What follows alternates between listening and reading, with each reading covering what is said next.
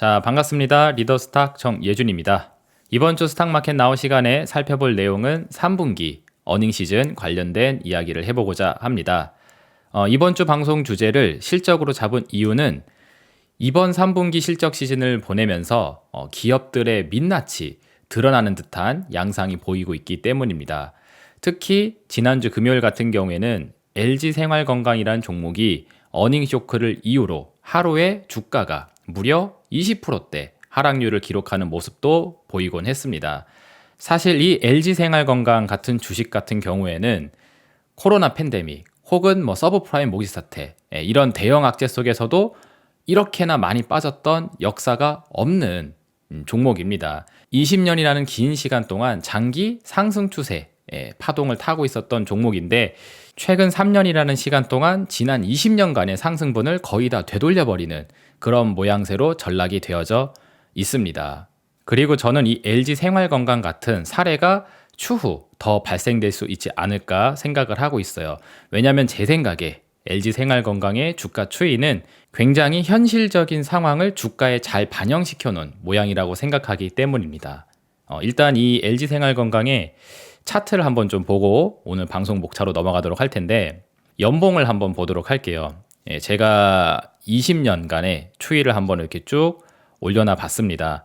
보시면은 약 10만 원 정도 했었던 주가가 20년이라는 시간 동안 무려 178만 4천 원까지 올라갔었던 이 대세 상승 파동이 확인이 되실 겁니다. 근데 이 상승분이 21년도를 기점으로 해서 1년, 2년, 3년 만에 30만 원으로 전락을 해버렸어요. 이것을 엘리어트 파동의 카운팅으로 계산을 하게 되면은 고점 대비 61.8%의 되돌림을 계산해 보게 되면은 30만 630원이 나오게 되는데 지금 주가가 31만 9,500원입니다.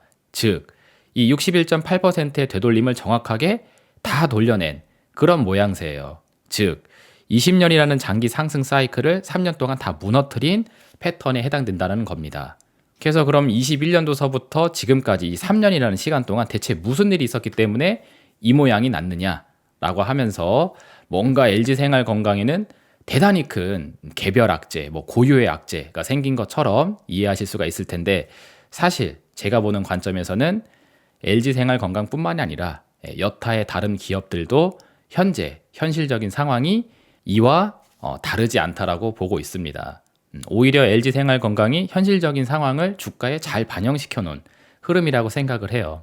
지난 시간 동안 제가 업로드 해드렸던 시황 영상 꾸준히 보셨던 분들은 제가 왜 리밸런싱이라는 단어를 쓰면서까지 세 판이 짜지고 있다라는 식으로 되게 엄중하게 표현을 했는지 이 LG생활건강의 차트 추이를 보게 되면은 이해가 좀 되실 수 있지 않을까 싶습니다. 그리고 여타의 기업들의 주가들 같은 경우에도 LG생활건강을 따라가려는 듯한 그런 모습들이 또 이번 3분기 실적 시즌에 맞춰서 비춰지고 있어요. 오늘은 거기에 대한 부분에 대해서 설명을 한번 드려보도록 하겠습니다.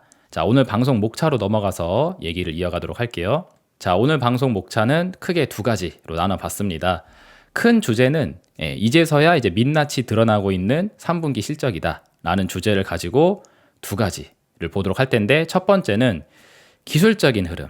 이번 3분기 실적 시즌을 진행하면서 차트상의 변화가 지금 목격이 되고 있다는 점, 그걸 첫 번째 시간에 보도록 하겠고 2부 시간에는 3분기 실적이 이렇게 악화된 데에 대한 이런 근본적인 문제가 어디에 있는지를 한번 살펴보는 시간을 갖도록 하겠습니다. 자, 그럼 이제 1부로 넘어가서 오늘 방송 본격적으로 시작을 해보도록 하겠습니다. 자, 1부입니다. 1부는 3분기 실적, 기술적 차트 변화인데 요 1부 시간에 말씀드릴 내용의 핵심 포인트는 뭐냐면은 바로 이겁니다. 장대 음봉 시세와 함께 대량의 거래량이 지금 속출하고 있다 라는 겁니다. 이전에 제가 거래량 분석 관련된 강의 내용 해드렸던 거 있습니다. 그거를 보셨던 분들이라면은 오늘 이 내용이 훨씬 더 수월하게 받아들일 수 있을 것 같아요. 그럼 특히 어떤 종목들에서 이런 시세가 나오고 있는지를 살펴볼 거냐면은 바로 요겁니다. 매그니피센트 7이라고 불리고 있는 미국의 나스닥 시총 상위 7개 기업들에서 기술적인 차트 변화가 나오고 있다라는 거, 거기에 대해서 체크를 해드리도록 할 거예요. 그리고 이 M7에 해당되는 종목이 왜 중요한지는 이전 영상에서도 한번 다뤄드린 적이 있었습니다. 여기 써 있죠? Just 7 companies make up over 50% of the Nasdaq 100.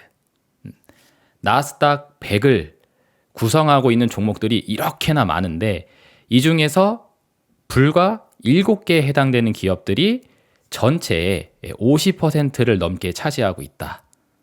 우리말로도 제가 이렇게 번역을 해놨습니다. 상위 7개의 기업이 나스닥 100의 50%를 차지하고 있다. 그래서 요거는 23년도 6월 26일 날짜 기준으로 가져온 건데 마이크로소프트, 애플, 알파벳, 구글의 모회사 알파벳, 그리고 아마존, 엔비디아, 그리고 메타 플랫폼스, 테슬라 이렇게 7개가 전체의 50%가 살짝 넘어가는 수준입니다. 그러면은 이 7개의 기업의 주가가 어떻게 되는지에 따라서 나스닥이 움직이겠죠. S&P 500도 움직이게 될 것이고, 그리고 얘네가 움직이게 되면은 그게 바로 월가의 흐름이 돼버리게 됩니다. 뉴욕 증시를 움직이는 최대 변수라는 거죠. 그리고 뉴욕 증시가 움직이면은 거기에 맞춰서 세계 증시가 또 동조와 커플링 되게 되어져 있어요. 그래서 넓은 개념으로 보게 되면은 이 7개 기업들이 실제로 세계의 주가 지수를 움직이고 있다라고 해도 과언이 아닙니다. 근데 이 중요한 기업들이 지금 기술적인 변화가 나오고 있다는 거죠. 어떻게? 장대 음봉 시세와 함께 대량 거래가 나오고 있다는 겁니다. 이 부분을 지금부터 저와 같이 HTS 화면으로 넘어가서 체크를 한번 해드려 보도록 할게요. 자, 가장 먼저 살펴볼 기업은 애플입니다. 애플 같은 경우에는 아직 실적과 관련된 내용이 나오지 않았어요.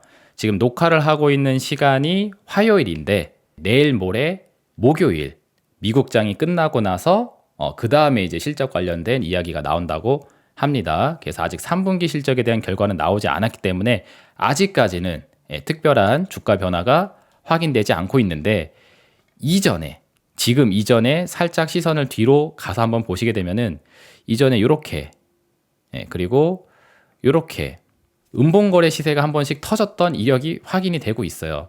일대도 역시 마찬가지로 실적에 대한 우려 이런 것들이 한 번씩 제기가 되게 되면서 사전에 이런 흐름들이 한 번씩 나오게 됐었는데 이 시세가 떨어졌다라는 것도 떨어진 거지만 제가 항상 차트를 볼 때 강조드리는 부분이 있죠.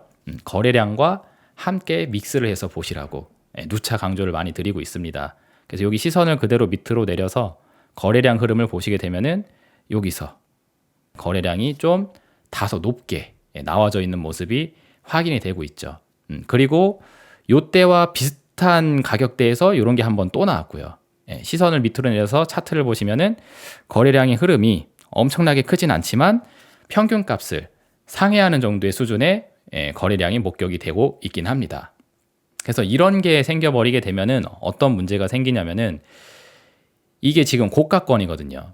그러니까 무슨 얘기냐면 여기 198.27달러 최고가가 보일 텐데 이 7월 19일 날짜로 기록했었던 이 최고가가 애플의 역사적인 최고가이기도 합니다. 차트를 조금 땡겨서 멀리 보시게 되게 되면은 이렇게 해요. 쭉 땡겨 올라가서 최고가를 기록을 해놓고 그 다음에 이게 떨어지게 된 겁니다. 즉 추세로 보게 되면은 고가권 추세 속에서 이게 나왔다라는 거죠.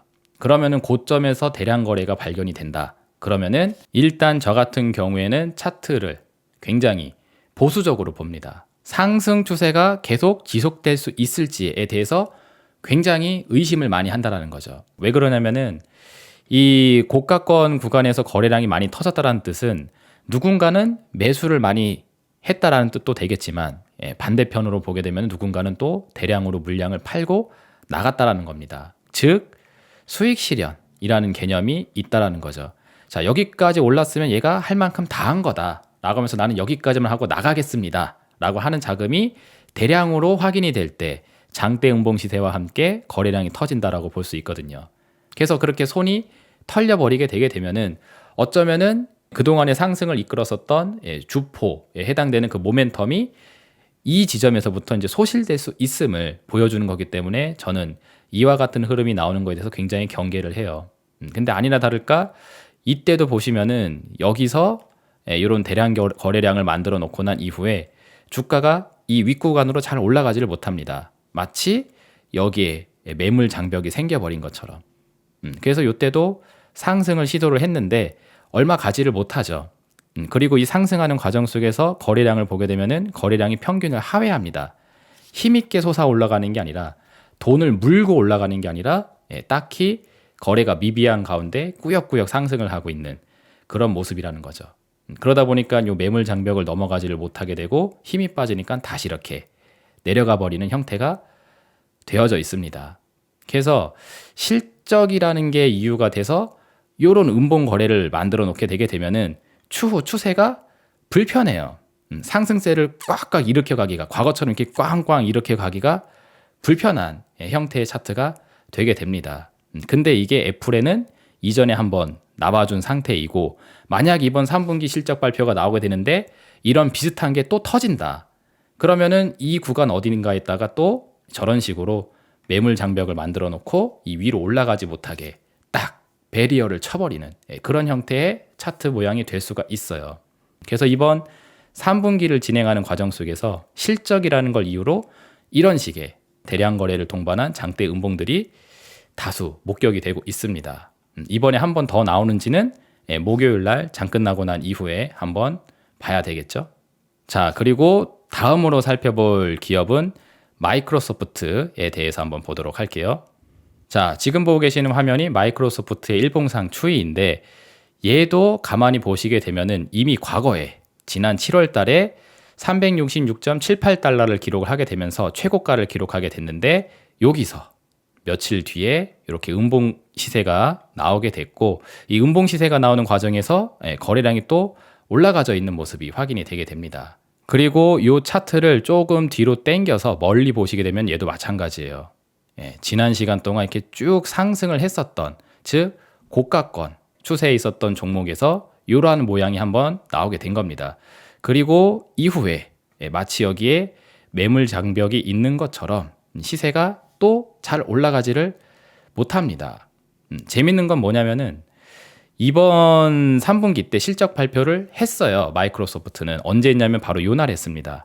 10월 25일 날짜로 실적을 발표를 했는데, 어떻게 나오게 됐냐면은 실적이 생각보다 좋다. 클라우드 사업 부분이 성장을 잘 하고 있다 하면서 호실적이라고 발표를 하게 되면서 주가를 올렸는데, 어떻게 올라갔는지를 자세히 한번 봐보세요. 미국장이 끝나고 나서 실적 발표를 하고 그게 긍정적으로 나왔다는 소식과 함께 시간의 거래에서, 장이 끝나고 난 장의 거래에서 상승을 했습니다. 그리고 그 다음날 시가가 이렇게 빵 떠서 출발을 하게 된 거예요. 자, 그래서 시가를 위로 띄워서 출발을 했는데 결국 종가는 어떻게 됐죠? 종가 상으로는 음봉입니다. 호실적 발표와 함께 주가가 뜰 때 거기에 맞춰서 오히려 물량을 더 사는 게 아니라, 호실적이니까 좋은 종목이구나 하면서 주식을 더 사자, 이게 아니라 이번 기회에 털자 라는 힘이 더 우세하게 나오게 됐는지 음봉 마감을 하게 됐고, 중요한 거는 거래량의 사이즈가 또 유난히 큽니다. 그래서 여기다가 또 악성 매물에 베리어를 깔아놨는지 그 다음 날짜로 바로 음봉 나오면서 주가 다 까먹고 오늘 장에 반등이 좀 나오긴 했는데 여기를 잘 못 뚫고 있는 상태입니다. 거래량도 보시게 되면은 좀 차이가 나죠. 음봉이 나오게 될 때는 거래량이 센데 양봉으로 돌릴 때는 거래가 미약합니다. 그래서 호실적 발표와 함께 주가가 올랐는데 결과론적으로는 어떻게 됐어요? 음봉 마감과 함께 대량 거래가 터지게 되면서 기술적으로 추가 상승을 하기 힘들게 장벽을 쳐버리는 그러한 형태의 차트를 만들어냈습니다. 그쵸? 이게 실적 발표와 함께 최근 계속 목격이 되고 있는 상태입니다. 그래서 만약에 이거를 극복을 하려면은 추후에 시세가 이 위로 돌아 올라가는 것도 올라가는 거지만 주가가 이 회복되는 과정 속에서 거래량이 또 크게 올라와 주면서 최소한 이 음봉 사이즈만큼은 양봉이 나오게 되게 되면서 상방 쪽으로 올려줘야지 다시 과거의 이 상승을 하려고 했던 추세가 이어질 수 있겠구나라는 생각을 해볼 수가 있습니다. 만약에 그게 안 나온다 하게 되면은 아마 이 장벽을 넘어가기가 그리 쉽지 않을 거예요. 설령 뚫었다고 할지라도 금방 내려올 가능성이 되게 높습니다. 그래서 기술적으로 상승 추세를 이어가기 불편하게 하는 이런 시세들이 과거에도 여기서 하나 발생을 하고 있고 이번 실적 시즌에도 이렇게 하나 만들어 놓게 되면서 약간 고점이 계단형으로 낮아질 수 있을 만한 그런 패턴을 그리고 있다라는 거. 그러니까 웃긴 부분이 요거죠. 애플은 실적이 생각보다 안 좋다라고 하면서 급락을 했고 마이크로소프트는 실적이 좋다 하면서 상승을 했는데 결과론적으로 보게 되면은 차트가 어때요? 음봉 캔들의 대량 거래량을 만들면서 추세를 보면은 상승 추세를 이어가지 못하게 하는 그런 캔들들이 등장을 하고 있습니다. 근데 사람들은 호실적이 나온 종목이면은 좋은 거, 그리고 실적 악재와 함께 주가가 빠지면은 나쁜 거, 이렇게 이분화시킨 다음에 생각을 할 수가 있는데 기술적인 흐름을 보게 되면은 호실적이 나왔던 나쁜 실적이 나왔던 결과론적으로는 주가가 상방적으로 이어가지 못하게 하는 장애물들을 설치하고 있는 격에 해당된다라는 점입니다. 자, 그리고 다음 종목은 알파벳 보도록 하겠습니다. 구글의 모회사로 구글이 상장돼 있는 게 아니라 알파벳이 상장이 돼 있죠. 이것도 특이한 상황이 목격이 되고 있는데 이번 3분기 때 구글의 주가가 많이 떨어졌다라는 거 기사를 통해서 많이 보셨을 겁니다. 그게 뭐냐면은 바로 요거예요. 조금 확대해서 들어가 보시게 되면은 요렇게입니다. 그래서 시세가 빠진 것도 빠진 건데 다시 차트를 넓게 잡아놓고 보게 되면은 얘도 한참 상승 쪽으로 쭉 올라갔다가 고가권에서 이게 터져버렸습니다. 그래서 지금 벌써 애플, 마이크로소프트, 알파벳 이렇게 3개 기업 봤는데 공통점이 똑같아요. 고가권에서 음봉거래 터뜨리고 대량거래량 실어놓고 있는 상황들이 이번 실적 시즌을 보내면서 등장하고 있다는 사실. 그래서 얘도 요 캔들에 의해서 흐름을 보시면은 여기에 또 불편한 장벽이 또 하나 생기게 되게 됩니다. 오늘장 같은 경우도 여기서 반등 시도를 했는데 올라가지 못하고 윗꼬리가 생겨버렸잖아요. 그리고 거래량이 미비합니다. 요때 대비해서. 왜 그러느냐? 이 구글이 실적이 안 좋다라고 하면서 떨어졌는데 그 실적이 좋지 않다라는 내용에 의해서 손을 털어버린 이 힘이 이만큼 작용이 됐단 말이에요. 꽤나 높은 거래량과 함께 자금 이탈이 일어났다는 겁니다. 그러면 이게 본래의 궤도로 돌아오려면은 이 나간 자금의 사이즈만큼 다시 들어와야지, 그 이탈한 자금만큼의 사이즈가 다시 재유입이 돼야지 이게 본 궤도로 돌아올 수가 있게 될 텐데 실적 악화로 인해서 주가가 빠져버리게 되게 되면은 이게 하루 이틀 만에 회복이 되기가 힘들죠. 만약에 일시적인 악재에 의해서 하루 만에 악재가 생기게 됐고 그 하루 만에 악재가 또 해소가 되게 되는 상황이 된다 하면은 빠르게 급락을 했다가 빠르게 회복을 할 수 있을 텐데 실적이라는 차원으로 주가가 빠져버리게 되면은 이게 최소한 못해도 다음 분기가 되었을 때 실적이 개선이 됐는지를 확인해야 되기 때문에 3개월 정도에 해당되는 시간 동안 이 상승 모멘텀이 또 부재하게 되게 됩니다. 그럼 이렇게 이탈했었던 자금만큼의 사이즈를 데려오면서 되돌려내기가 불편하다는 거예요, 현실적으로. 그래서 기술적으로 이렇게 고가권에서 음봉 시세와 함께 거래량이 다량으로 터지게 되게 되면은 다시 올라오기가 불편한 그런 차트가 돼버리게 되는 겁니다. 근데 이게 구글에서 이번 3분기 실적과 함께 떴다라는 거죠. 그리고 또 이것도 재밌는 부분이 있어요. 이 음봉 캔들이 나오게 됐었던 시점에서 기사가 어떻게 났냐면은 전체 실적은 예상치를 부합한다 혹은 예상치보다 낮다, better than expected 하다 라는 식의 실적 발표를 하게 됐습니다. 그래서 전체 실적은 좋은데 이건 왜 빠졌느냐? 재밌는 게 구글의 클라우드 사업 부분은 마이크로소프트하고 무슨 차이가 있는지, 그쪽은 이제 영업이익이 망했다 라고 하면서 이게 터졌어요. 그래서 전체 실적은 예상보다 좋으나 클라우드 사업 부분의 매출과 영업이익이 예상보다 안 좋다. 그래서 주가 하락이다. 근데 마이크로소프트는 클라우드 사업 부분이 좋은 실적을 냈다라고 하면서 상승. 그러면 뭐 구글하고 마이크로소프트하고 클라우드 사업 부분이 뭔가 엄청난 격차가 있어서 이런 문제가 생기고 있는가를 생각해 보면은 딱히 그렇다라는 생각은 저는 개인적으로 들지가 않습니다.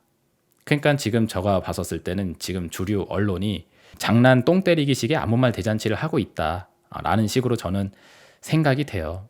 그게 아니고서는 도저히 이 현상을 그냥 있는 그대로 저는 받아들일 수가 없습니다. 그래서 주류 언론이 발표하는 뉴스 내용에 현혹될 게 아니라 정신을 차리고 똑바로 상황을 냉정하게 보시게 되면은 지금 공통점이 나오고 있다는 거. 주가가 오르던 떨어지든 어쨌든 고가권입니다. 2023년도 동안 세계 증시 상승을 견인했었던 이 M7 기업이 고가권에 있다가 지금 분기 실적 발표와 함께 이런 거 장대 음봉과 함께 대량 거래를 터뜨리면서 기술적으로 차트를 꺾어놓고 그리고 여기다 베리어를 쳐놓고 상승을 다시 못하게 해놓는 그런 기술적인 흐름들이 목격되고 있다는 그 공통점에 오히려 집중을 해야 된다고 생각을 해요. 자, 그리고 다음으로 살펴볼 기업은 아마존 되겠습니다. 아마존 같은 경우에는 지금까지 봤었던 종목들하고는 약간 다른 흐름이 보이긴 합니다. 최근 들어서의 반응인데 얘 같은 경우에는 실적이 발표가 되기 전에 3분기 실적이 발표가 되기 전에 사전에 미리 하락을 했어요. 그때 거래량이 좀 실려 있었습니다. 여기까지는 똑같은데 최근 들어서 주가가 반등하는 과정에서 이만큼 점핑을 해놨어요. 그래서 시세도 월등히 높게 상승을 해놨고 거래량 사이즈를 보았을 때도 양봉 당시 시세가 더 강합니다. 그래서 볼린저 밴드 중심선 같은 경우에도 이렇게 하락 쪽으로 우위를 점하고 있었었는데 요 캔들 두 개 때문에 이게 꺾이지 않고 이렇게 플랫하게 유지가 되도록 만들어 놨거든요. 그래서 요 두 개 캔들이 등장하게 된 게 약간 좀 다른 종목들하고의 좀 차이가 있긴 해요. 그렇다면 아마존이라는 기업은 좀 다르게 봐야 하느냐? 거기에 대해서는 또 동의를 하기가 또 힘듭니다. 왜 그러냐면은 얘는 지난 시점 때 보게 되면은 여기서 145.86달러를 기록했었던 여기 9월 14일 당시 요때에도 이런 거래가 동반된 고점 시세가 한번 있었었고 이전에 여기서도 대량 거래와 함께 시세 고점을 한번 쳐줬습니다. 그래서 어떻게 보면은 여기다가 하나의 고점 만들고 여기다 두 번째 고점을 만드는 쌍고점형 패턴 한번 그려주고 난 이후에 여기서 빠져 있거든요. 그래서 이 구간에서도 매물 장벽이 지금 설정이 되어져 있는 모양이라고 볼 수 있습니다.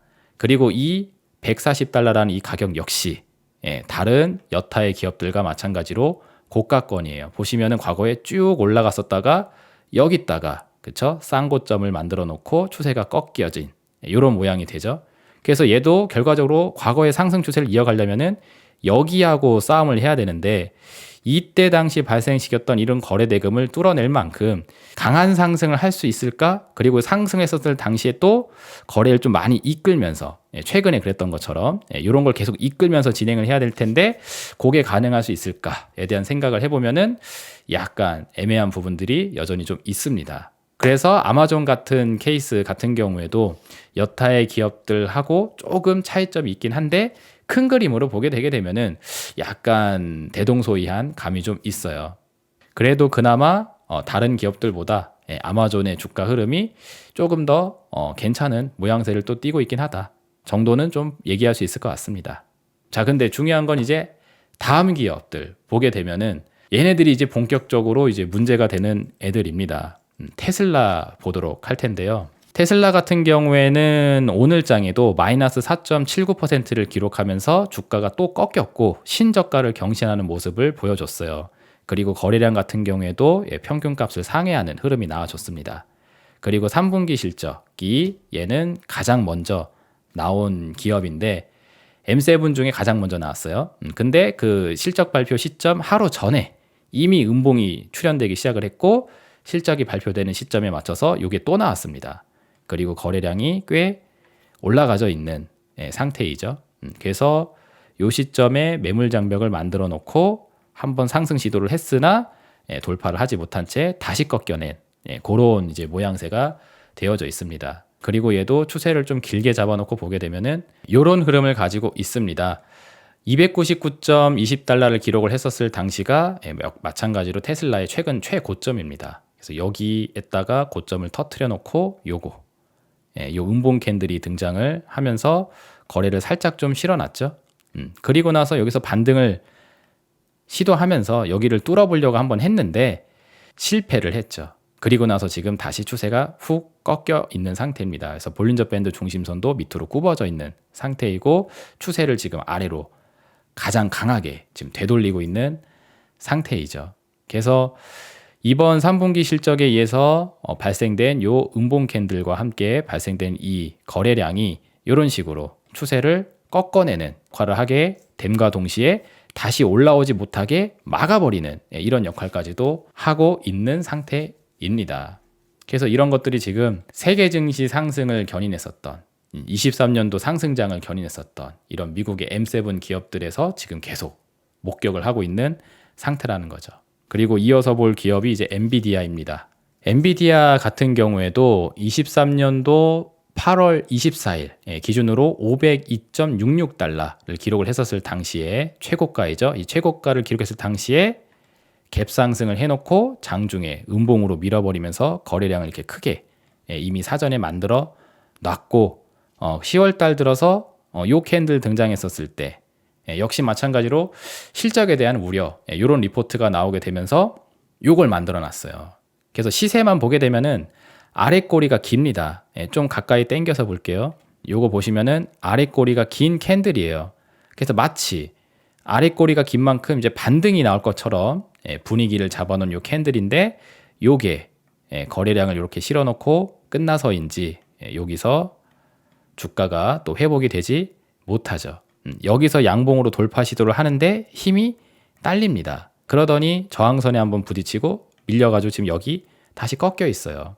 그리고 나서 지금 추가 하락은 아직 안 하고 있는데 만약에 엔비디아 같은 경우에도 이번에 3분기 실적 관련된 이야기가 또 다시 한번 나오게 되면서 이 밑으로 음봉 캔들을 만들어 놓는다든지 그리고 거래량을 이렇게 실어 놓는다든지 하게 되면은 여기서 또 매물 장벽을 만들어 놓고 추가 상승하지 못하게 배리어를 쳐버리는 그런 식의 차트가 될 수 있어요.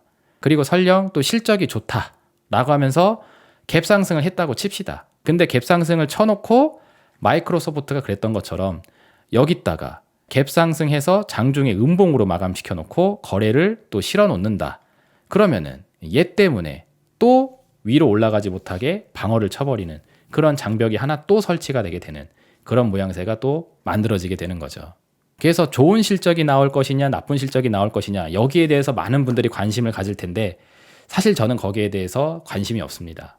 사실 이 실적이라는 게 better than expected예요. 제가 이거 22년도서부터 맨날 강조했었었죠. 예상보다 실적이 좋다라는 거지 액면 그대로의 실적을 보게 되게 되면은 결코 좋은 실적이 아니다. 그래서 수학 점수로 제가 얘기 많이 했잖아요. 수학 점수가 계속 떨어지는 학생이 있어요. 60점에서 40점, 40점에서 뭐 이렇게 30점. 그래서 이대로 가면은 이 학생의 성적이 이제는 앞으로 한 뭐 10점밖에 안 나올 거다. 망했다. 이 100점 만점에 10점이 이게 사람이냐 하면서 기준치를 아주 낮게 해놓고서는 20점의 성적이 나왔어. 그러면은 야 예상했었던 10점보다는 2배가 더 나왔다 하면서 이거 예상보다는 좋은 성적표라고 이 수준으로 지금 진짜 떠들고 있다니까요. 여러분들이 실적과 관련된 데이터를 좀 정밀하게 분석을 해보세요. 액면 데이터를 보시게 되면은 지금 22년도서부터 주요 기업들의 실적 부분이 계속 망가지고 있습니다. 그래서 이게 기준치 대비, 가이던스 대비 좋다라는 거지 진짜 어닝 서프라이즈가 결코 아니에요. 근데 이런 얘기를 뻥뻥 하면서 실적이 좋다고 하면서 주가를 어거지성으로 뛰어 올렸던 게 23년도 상반기까지의 흐름입니다. 정말 대다수의 기업들이 그래요. 그래서 과거와 비슷한 수준의 실적에 불과한 것을 서프라이즈하다 라고 하면서 우리가 그렇다면 그런 줄 알아라 라는 식으로 하다가 이제 와서는 또 어떤 애는 실적이 좋네, 어떤 애는 실적이 예상보다 안 좋네 하면서 서로 다른 어떤 실적을 내고 있는 것처럼 보여지지만 공통적으로는 지금 다 고가권에서 물량 털기를 하고 있는 차트가 구현되고 있다는 점은 확실한 공통점이다라는 겁니다. 하나 또 볼게요. 마지막으로 이제 메타 플랫폼스까지 보면은 7개를 다 보게 됩니다. 자, 메타를 보시게 되면은 얘도 최근 실적과 관련해서 악재가 이미 사전에 여기서 반영이 되게 됐고, 그리고 실적 이벤트가 나올 때에는 이런 차트를 만들어 주게 됐어요. 그래서 보면은 장대 음봉이 2개 연속으로 나오게 되면서 거래량을 이렇게 올려놓은 패턴이 또 마찬가지로 확인이 되고 있습니다. 그리고 어제 오늘 양일 동안 이제 상승을 하긴 했는데 이거 보시면은 느낌 오죠. 여기서 상승 시도를 했으나 여기 310에 걸려가지고 윗꼬리를 달면서 쭉 내려와 버리잖아요.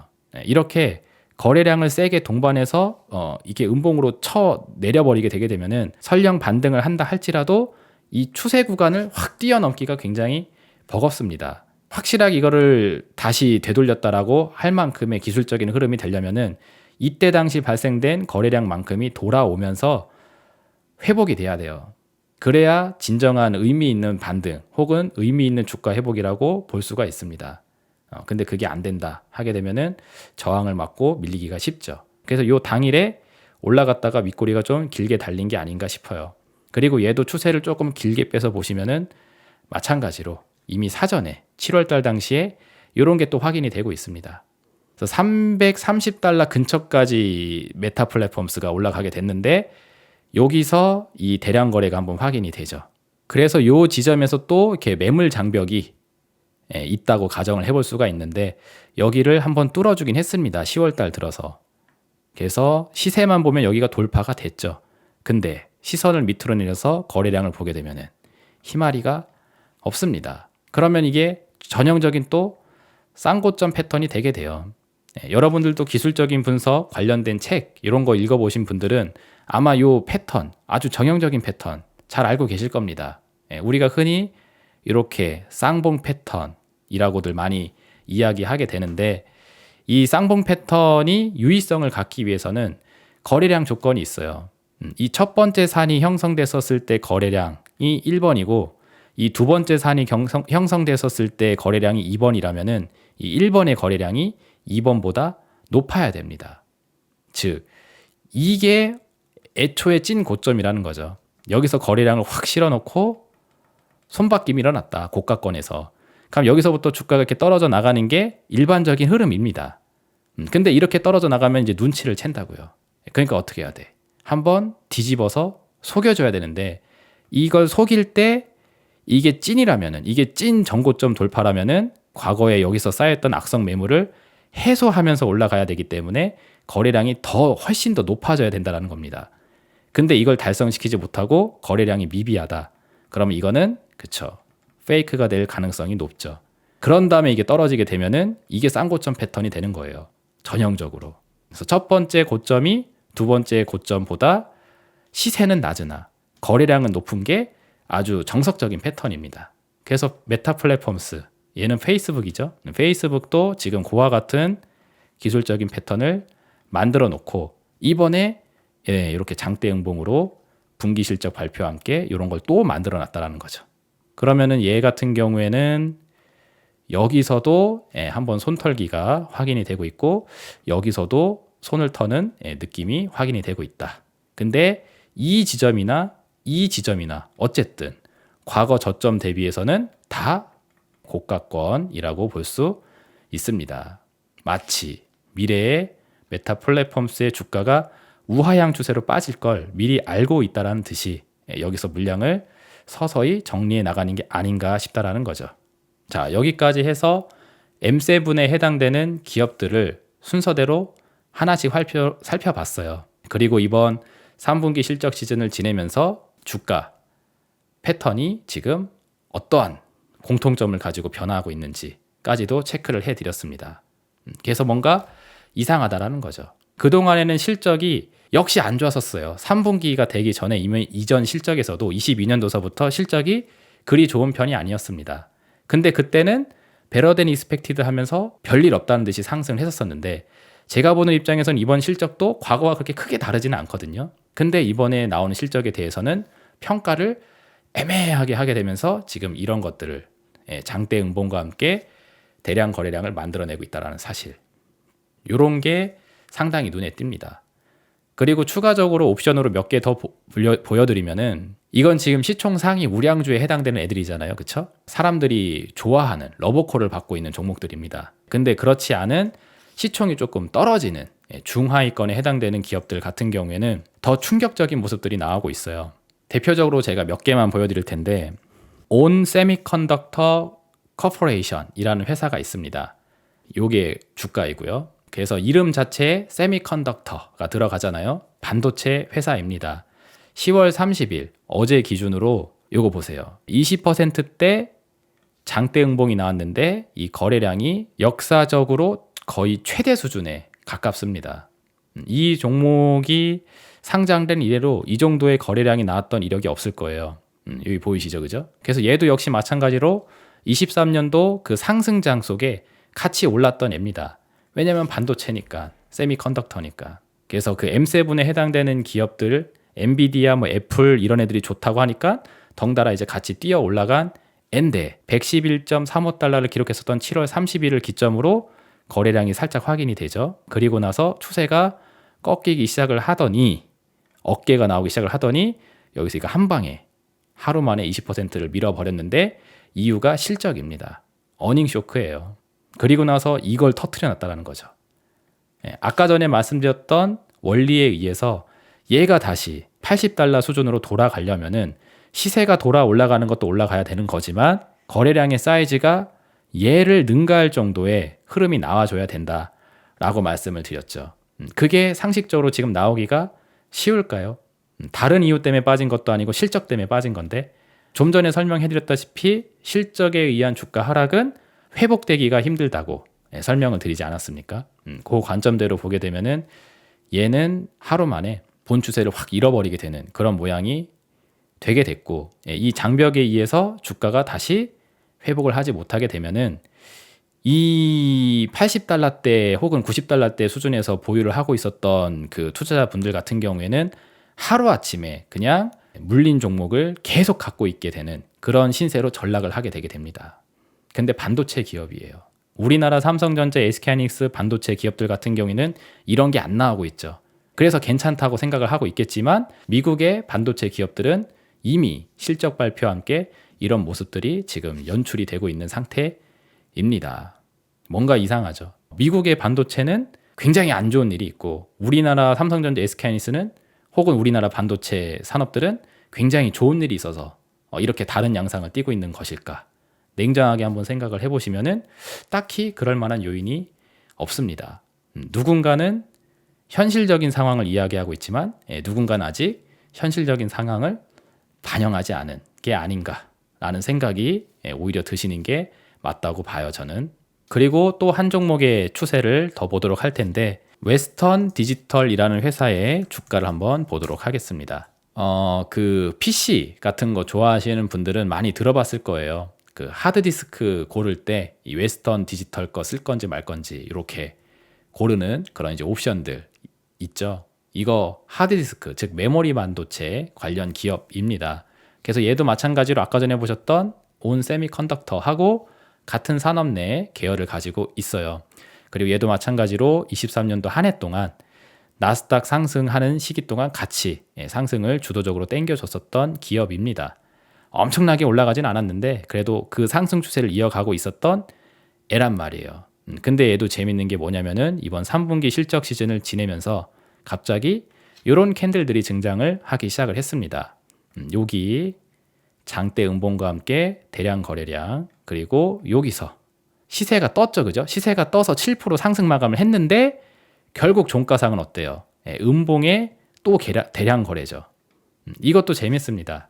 실적이 발표가 되기 전에 실적에 대한 우려가 있다고 하면서 이걸 만들어 놓고 그리고 그 다음날에 이렇게 보합권 캔들 만들어 놓은 다음에 장이 끝났어요. 그리고 나서 장 끝나고 나서 이제 실제 실적 발표가 나왔는데 생각보다는 실적이 괜찮다라고 하면서 시간의 거래에서 상승을 하고 마감을 했습니다. 그리고 나서 다음날 이제 시가가 이렇게 떠서 출발을 한 거죠. 그래서 주가가 이만큼 떴어요. 그래서 주가만 보면은 예전의 궤도를 다 회복을 했습니다. 근데 장중에 어떻게 되죠? 장중에 이 호실적 발표와 함께 주가가 뜬 걸 이용해서 이참에 나가야겠다라고 판단한 힘이 우세했는지 결국 음봉으로 전환 마감이 됐고 대량 거래가 터져 있습니다.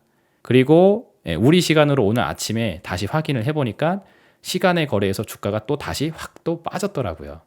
그러니까 이것만 보아도 지금 엄청 매일같이 이런 주가 장난질이 줄기차게 일어나고 있는 그런 상황을 우리가 경험을 하고 있는 겁니다. 호실적 발표라고 해놓고 결론적으로 보면은 주가 추세를 무너뜨리는 이런 음봉 캔들의 대량 시세 만들어 놓잖아요. 이거 종가상 여기서 7% 상승 마감했다고 좋아할 일이 아닙니다. 결국 이거에 의해서 배리어가 쳐지게 되면은 궁극적인 추세는 또 떨어지게 돼 있어요. 근데 얘도 하드디스크, 그러니까는 메모리 반도체 회사이죠. 그래서 이런 애들이 3분기 실적 발표와 함께 이러한 모양새를 내고 있다라는 것도 참고적으로 보실 수가 있겠습니다. 자, 그리고 이런 미국의 M7 같은 역할을 하는 종목들이 우리나라에도 존재를 하고 있죠. 코스닥을 대표하는 에코프로 BM, 2차 전지 쪽이죠. 그래서 2차 전지 쪽을 보게 되면은 상장은 코스피에 내어져 있지만 포스코 홀딩스라든지 LG 에너지 솔루션 같은 경우에도 시총 규모가 큽니다. 그래서 걔도 코스피 시장 내에 M7 같은 역할을 다소 하고 있어요. 그리고 코스피의 진짜 찐주인은 삼성전자, SK하이닉스, 반도체 쪽이죠. 이런 애들이 시총 상위주로서 미국의 나스닥 M7 종목들과 비슷한 역할을 해왔습니다. 근데 여러분들 최근에 2차 전지 관련주들 주가 무너지는 거 다들 잘 목격하고 계시죠? 차트를 한번 좀 보여드리면은 에코프로 먼저 보시면은 얘도 7월 26일 날짜로 153만 9천 원 기록하게 되면서 거래대금을 거의 역사상 전례가 없는 최대 규모의 거래대금을 뱉어놨습니다. 그래서 이걸 극복하려면은 주가 시세가 다시 올라가는 것도 올라가는 건데 거래대금이 이거에 준하는 수준으로 나와줘야 돼요. 근데 요거에 준하는 수준의 거래대금이 여기서 목격이 되긴 하죠. 근데 이게 무슨 캔디냐면은 요겁니다. 요거. 이 고점을 뚫는 시세가 아니라 요 고점 부근에서 이게 또 생겼단 말이에요. 그럼 얘도 유사하게 고점을 하나 만들고 두 개 만드는 약간 쌍고점형 패턴이 또 그려지게 되죠. 그리고 난 다음에 이제 어깨에서 이렇게 주가가 쭉 무너져서 지금 60만 원대까지 내려와져 있습니다. 그래서 150만 원에서 60만 원까지 갔으니까 반토막이 더 나버리게 된 거죠. 3개월 만에. 너무 빨리 올라갔었던 종목인 만큼 또 너무 빨리 내려오는 모습도 확인이 되고 있습니다. 그리고 에코프로 BM 같은 경우에도 보시면은 얘는 더 심각하죠. 58만 4천 원까지 갔다가 19만 6,200원까지 최근에 기록하게 되면서 거의 뭐 60만 원 가까이 했었던 종목이 지금 뭐 20만 원 수준에 있으니까 얘도 한 3분의 1 토막 정도가 되어져 있는 상태입니다. 그리고 여기 58만 4천 원을 기록을 했었을 때 역사적으로 또 최대의 거래대금이 목격이 되고 있죠. 그래서 이런 것들을 고가권에다가 터트려 놓게 되게 되면은 이 극복이 힘듭니다. 그래서 요거는 극단적인 케이스이긴 해요. 너무 커. 거래대금이 평상시 사이즈에 막 수십 배에 해당되는 게 터져 버렸습니다. 그래서 이런 거는 진짜 극복이 너무 힘들죠. 그죠? 근데 요 정도 사이즈까지는 아니지만 미국의 M7 기업들도 요거랑 비슷한 형태로 일단은 음봉 거래가 터지고 있다라는 거. 거기서 이제 악성 매물 배리어가 쳐지게 되게 되면은 이런 식으로 이제 툭툭툭툭 내려오는 코스가 시작되기가 좋습니다. 그래서 요 에코프로하고 에코프로벤 같은 애들이 2차 전지 대표 주자이기도 하지만 코스닥 시총 상위주예요. 최상위주. 셀트리온 헬스케어보다 시총이 더 높죠. 그죠? 그래서 코스닥 최상위 종목인데 이런 종목이 올라가는 시간이 이제 23년도 코스닥 상승장이었던 거고 이런 종목이 떨어지게 되게 되니까 이제 코스닥 지수가 크게 추락을 해버리는 모양이 또 되고 있죠. 즉 지수를 상승견인시켰던 그 주도 섹터가 무너지게 되게 되니까 지수가 그냥 한 방에 확 무너져 버리는 상태가 된다라는 겁니다. 그래서 M7 같은 경우에도 세계 증시의 주도 역할을 하고 있는데 걔네들도 이런 유사 패턴이 나오고 있으니 상당히 좀 주의를 해야 되는 구간이다라는 설명이에요. 그리고 코스피로 넘어가서 2차 전지 관련주를 찾아보게 되면은 이제 LG 에너지 솔루션 같은 종목을 볼 수 있습니다. 요거 같은 경우도 지금 신저가를 경신하면서 계속 내려가고 있는데 얘도 보시면은 여기 7월달 당시에 이미 사전 징후가 좀 있었었죠. 요런 거 62만 원 기록하면서 고점을 한번 빵 찍어줬는데 여기서 이 추세를 넘어가지는 못하고 음봉으로 꺾여버린 다음에 다음날 대량 음봉 터트리고 나서 추세가 훅 꺾이기 시작을 했죠. 요때에 맞춰서 나오게 된 게 실적에 대한 우려였습니다.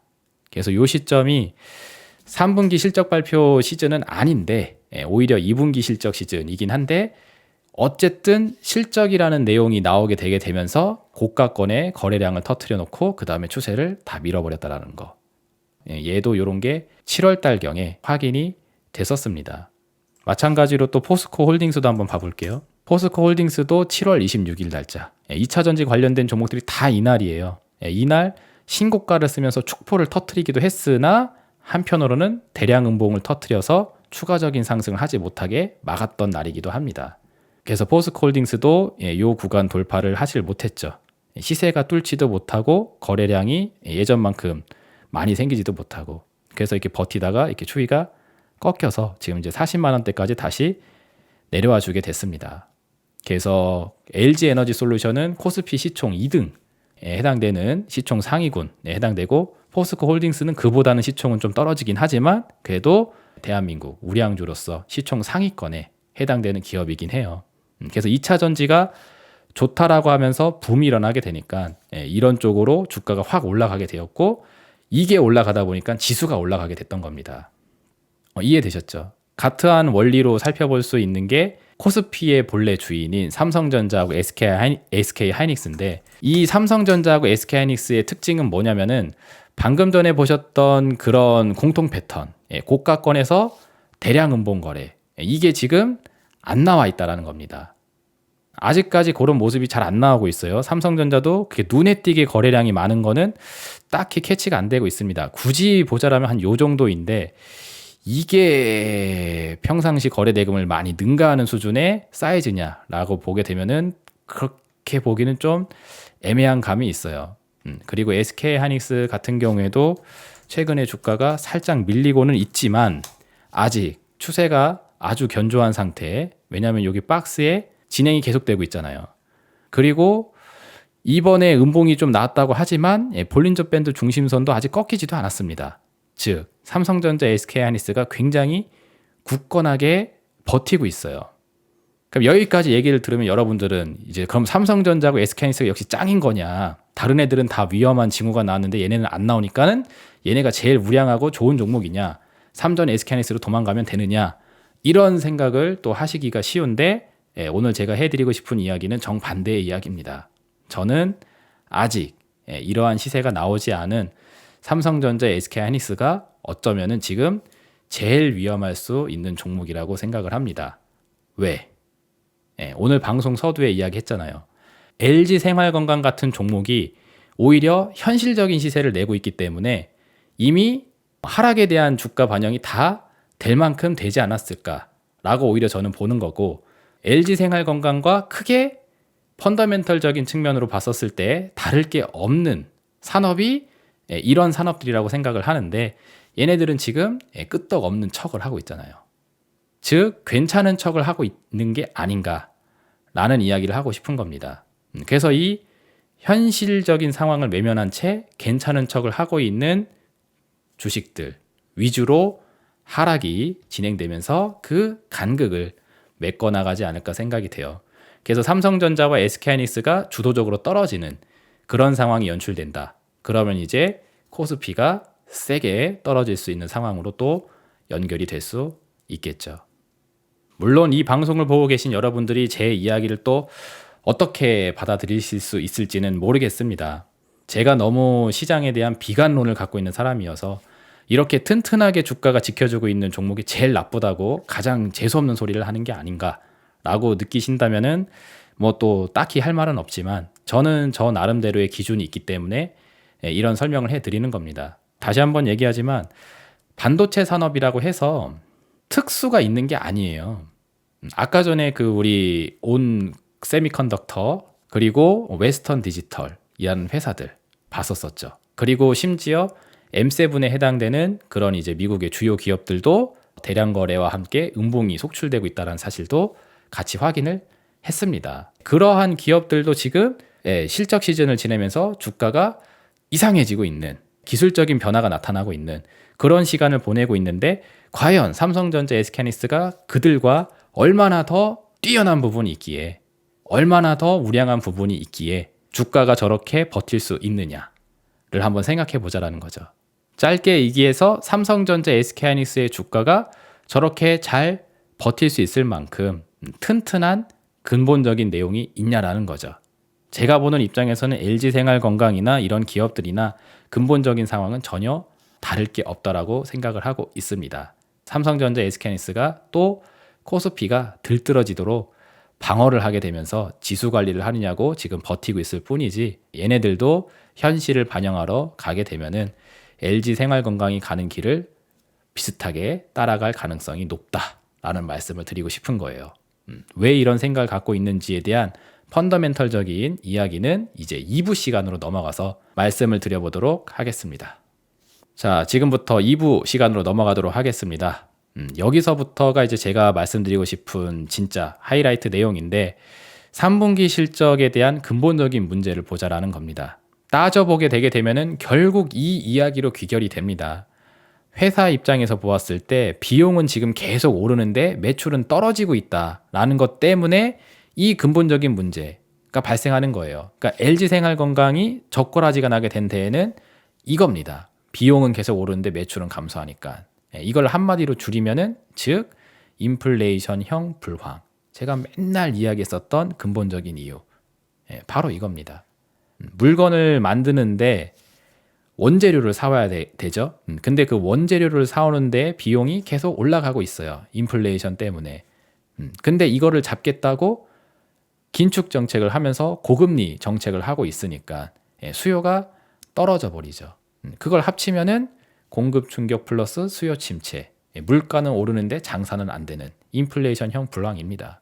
이 근본적인 문제가 해결이 안 되는데 과연 실적이 개선될 수가 있겠냐라는 것이고, 이 인플레이션형 불황은 LG생활건강에 국한돼서 혹은 뭐 리오프닝 수혜주에 국한돼서 진행되고 있는 게 아니라 전 세계에 전 산업적으로 동시다발적으로 지금 다 노출이 되어져 있는 악재입니다.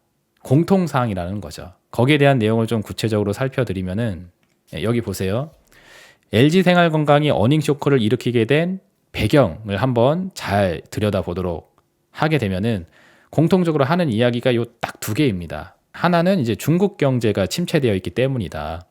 그래서 중국 경기가 침체되고 있다 보니까는 중국인들이 우리나라 화장품을 잘 사주는 편인데 요 뷰티 수익성이 타격을 받았다. 중국이 잘 살아야 우리나라 화장품에 대한 수요가 올라가고 그만큼 이제 매출이 일어나게 돼야 되는데 이게 안 되니까, 중국 경기 침체로 그게 연결이 안 되니까는 요꼬라지가 났다.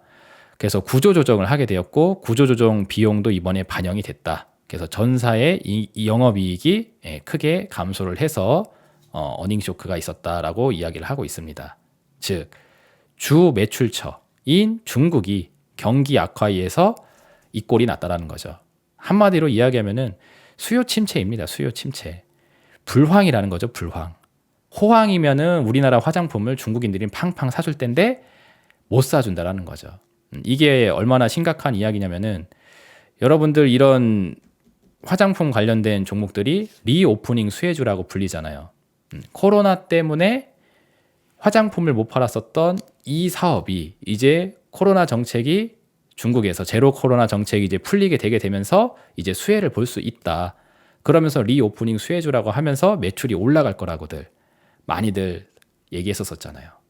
근데 안 되죠. 왜 안 돼요? 여기서 이야기해드렸잖아요. 중국은 이미 돌이킬 수 없는 강을 건너가 버린 그런 상태에 있다.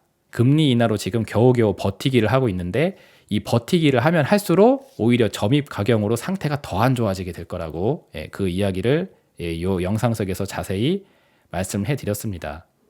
요거에 대한 구체적인 설명은 다음 챕터에 또 있으니까 그때 한번 설명을 해 드릴게요. 그래서 경기 불황에 따른 수요 침체가 첫 번째 원인이고, 두 번째로는 너무 높은 중국 의존도를 이야기하고 있어요.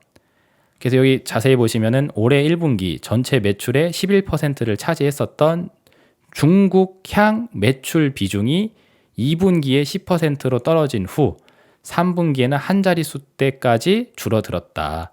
그러니까 중국에 대한 의존도가 높다 보니까 중국이 망하면은 같이 망한다라는 거죠.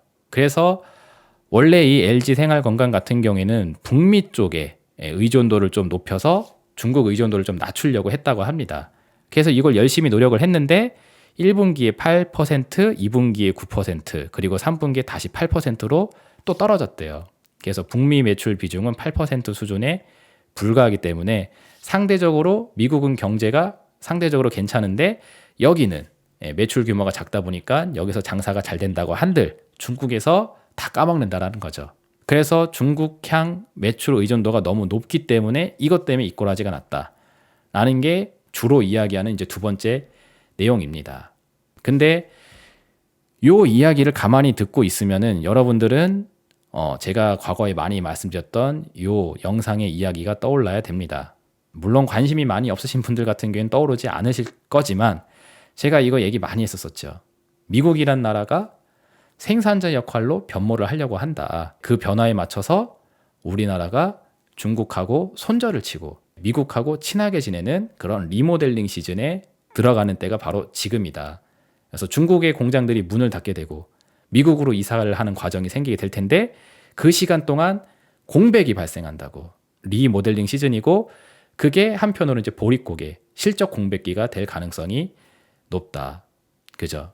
근데 제가 그거를 반도체 산업을 이야기하면서 말씀을 드렸단 말이에요. 근데 이 산업이 겪고 있는 문제나 중국 소비주 혹은 리오프닝 수혜주라고 불리는 얘네들이 겪고 있는 상황이나 전혀 다를 게 없어요. 그리고 이 수요 침체에 의해서 실적 쇼크가 생기고 있다는 사실. 이거는 중국만의 일이냐? 아니죠. 전 세계적으로 불황이 지금 계속 진행이 되고 있는 상태입니다. 그렇기 때문에 수요 침체의 문제는 얘네만의 문제가 아니라 다른 기업들, 다른 산업에서도 같이 공통적으로 겪고 있는 문제입니다. 근데 자꾸 주가를 이런 애들만 떨어뜨리면서 이런 애들만 문제가 있다는 식으로 언론이 지금 매도를 좀 하고 있어요. 다음 화면 보시게 되면은 호텔신라 이야기 또 나오죠. 그래서 헤드라인이 어떻게 잡히냐면은 호텔신라, LG생건 실적이 뚝 떨어지면서 리오프닝 수혜주로 불렸던 애들이 눈물을 흘리고 있다. 그래서 리오프닝 수혜주에만 한정된 문제인 것처럼 자꾸 언론이 보도를 하고 있는 거로 저는 보여지는데 과연 이게 리오프닝 수혜주 이들만의 문제일까? 라는 거죠. 이것도 차트를 보시게 되면 이런 거 생겼어요. 호텔신라도 아래 꼬리가 달리긴 했는데 대량의 거래 대금이 터지면서 외국인이 싹 다 빠져나가 버렸습니다. 그래서 이것도 이 거래량을 극복할 정도의 그 양봉 시세가 들어오면서 이제 본 추세로 돌려줘야 되는데 이게 과연 쉬울 수 있을까라는 거죠. 게다가 실적에라는 이유로 주가가 빠져버렸기 때문에 빠른 주가 회복 개선이 어렵습니다. 거래대금도 이거에 능가하는 수준의 거래대금이 나오기도 힘들고 외국인이 이 정도의 순 매수를 다시 보이면서 들어오기도 힘들죠. 그래서 이것도 마찬가지로 이렇게 7만 원대 혹은 8만 원대 혹은 뭐 이후 9만 원대 주식을 보유하고 계셨던 분들이 하루 만에 갑자기 주가가 급락하게 되면서 계속 손실 보유를 할 수밖에 없는 그런 모양새로 또 이제 전락이 돼버리게 되죠. 그래서 이런 차트가 나와졌는데 얘가 리오프닝 수혜주 여기에서만 지금 등장하고 있는 게 아니라는 거를 우리가 일부 시간에 확인을 했어요. 그쵸? 그러니까 저는 이런 이야기를 하는 겁니다. 이 꼴이 날 수밖에 없었던 근본적인 이유에 집중을 해야 되겠다. 그래서 근본적인 이유를 살펴보면은 오늘 방송의 주제를 할 수 있는 공급 충격과 수요 충격, 그리고 이로 인해서 만들어지게 되는 리밸런싱. 오랜 시간 동안 제가 계속 강조했었던 내용입니다. 21년도서부터 이대로 가다가는 이 무대를 밟을 수밖에 없을 것 같다고 제가 누차 말씀을 드려왔었던 거죠. 짧게 한마디로 이야기하면은 공급 충격에 의해서 물가가 올라가는데 그 올라간 물가를 잡겠다고 긴축이라는 통화 정책을 하고 있으니 수요까지 같이 망가지는 설상가상 상황. 그거를 기준으로 상황을 보시게 되면은 지금 이게 단순히 LG생활건강 혹은 이제 중국 소비주만의 문제가 아니라 전 세계 전 산업 공통 사항임을 여러분들도 충분히 인지하실 수 있을 겁니다. 과거에 해드렸었던 이 영상 속 이야기를 제가 다시 한번 좀 가져와 봤는데 이게 지금 근본적인 문제를 계속 만들고 있다라는 거죠. 코로나 바이러스 팬데믹을 경험한 이후에 지금 미국하고 중국의 통화 정책이 서로 엇갈려 있다. 미국은 계속 긴축을 하고 있는데 중국은 계속 완화를 하고 있다. 그 배경에 대한 설명하면서 요거 그림 그려드렸던 거, 요 영상을 보신 분은 기억이 나실 겁니다. 이게 이제 뭐 전형적인 뭐 양털깎기 뭐 그런 이제 메커니즘인데, 미국이 갖고 있는 기술을 바탕으로 중국한테 일을 시켜요. 그래서 중국이 싼 값의 노동력을 바탕으로 물건을 만들어서 팔면은 얘네들은 그에 대한 보답으로 달러를 넣어주게 됩니다. 그래서 이런 신흥국 내에 이제 달러들이 막 쌓이게 되게 되면은 어느 정도 이제 버블이 생겼을 때 이제 리콜, 나갔었던 달러야 다시 돌아와라 하면서 이 달러 리콜을 하게 되는데, 그게 뭐다? 그게 긴축의 시간이라고 이야기를 했죠. 그래서 미국의 긴축, 금리 인상 정책이 등장하게 됨에 따라 달러 리콜 사태가 터지게 된다. 그래서 중국 경제에 잠입돼 있었던 이 달러들이 구멍을 뻥뻥 내면서 이제 본국으로 돌아오게 되는데, 이 뻥뻥 뚫린 구멍을 메우기 위해서 중국은 어거지로 완화 정책을 하면서 지네 나라 돈으로 이걸 틀어막게 된다고. 근데 그 과정이 잘 통하느냐? 안 통한다고 했죠. 왜? 국제 무대 속에서 중국의 신임이 무너졌을 때 이걸 해버리니까. 그래서 코로나 때려맞고 뭐 미중 무역 전쟁 때려맞고 중국 경제가 그로기 상태가 되어져 있을 때 이 리콜을 터트려 버리게 되니까는 중국이 자국의 힘만으로 이 구멍을 메워내기에는 한계가 있는 겁니다. 왜? 달러는 계속 강해지는데 위안화는 계속 약해지거든요. 신임이 무너졌으니까. 그 이야기가 여기 옆에 써놓은 이야기입니다. 완화 정책으로 버티는 중국. 그래서 빚을 틀어막는 구조의 위험을 가지고 있게 된다. 그래서 무너지는 경제를 막기 위한 미봉책에 불과하지, 완화 정책을 단행할 때마다 국가 신임은 더욱 격화되고 채무 부담이 계속 쌓이게 된다. 그러면 이제 여기가 망하는 거죠, 쉽게 해서. 그러니 이게 지금 한편으로는 전쟁이라고 제가 표현을 해드렸던 거고, 그래서 지금 미국하고 중국 간의 전쟁 상황이라는 관점에서 시황을 봐야 된다고 하면서 전시경제 역학 이야기도 해드렸었고요. 지난 영상 쭉 보신 분들은 기억이 쫙쫙 이제 나실 겁니다. 그게 이제 한 큐로 연결이 된다 하게 되면 이제 제가 말씀드린 이야기가 이제 확 이해가 되시는 거고요. 그래서 결과적으로 보게 되면은 근본적인 원인은 이거예요. 공급 충격과 수요 침체를 같이 경험하도록 이 현재 상황을 풀어주지 않고 계속 이제 잡고 있다라는 사실. 이번 이스라엘 문제 터지고 하는 것들도 결국 공급 충격이라고 말씀드렸잖아요. 이것 때문에 유가가 올라가게 되면은 물가가 올라간다고. 물가만 올라갔다 치면 또 연준 또 금리 인상 한 해 만에 또 떠들 거 아니야. 그러면 이제 긴축의 시간을 장기화해야 된다라고 하면서 고금리 시간이 장기화돼요. 그럼 이제 물건을 사고자 하는 사람들이 저금리 시절에서는 대출을 팍팍 땡겨서 소비를 할 수가 있었었는데, 고금리 시대에서는 대출을 쓰기가 불편하잖아요. 그러다 보니까 소비가 확 죽어버리죠. 그러니까 수요가 떨어지게 됩니다. 공급 충격 플러스 수요 침체. 그래서 이것은 중국만의 문제가 아니라 우리나라도 똑같이 겪고 있는 문제고, 심지어 전 세계 대다수 국가들이 이 문제에 지금 봉착이 되어져 있어요. 산업으로 보았을 때도 중국 소비주만의 문제가 아니라는 거죠. 그래서 전 세계에 전 산업 공통 악재에 해당되고 있는 내용입니다. 근데 이것을 마치 어느 한 섹터에서만 문제가 있는 것처럼 이야기를 하면서 주가가 밀리는 쪽은 문제가 있고 주가가 튼튼한 쪽은 괜찮은 척 하면서 분리를 시켜놓고 있는 것 같은데, 제가 보는 시선에서는 근본적인 이 문제 사항이 공통 사항에 해당되기 때문에 이것은 다른 산업이라고 해서 피해가기가 쉽지 않다라고 보고 있습니다. 요거를 산업별로 조금 더 딥하게 들어가서 보시면은 반도체 쪽 이야기를 먼저 해드려 보도록 할게요. 제가 21년도 당시에 만들어드렸던 요 영상, 한국의 반도체 산업 향후 3년간 좋을 일이 없을 것 같다 했었을 때 요 그림 그려드렸습니다. 이게 아까 말씀드렸던 그림하고 똑같은 거예요.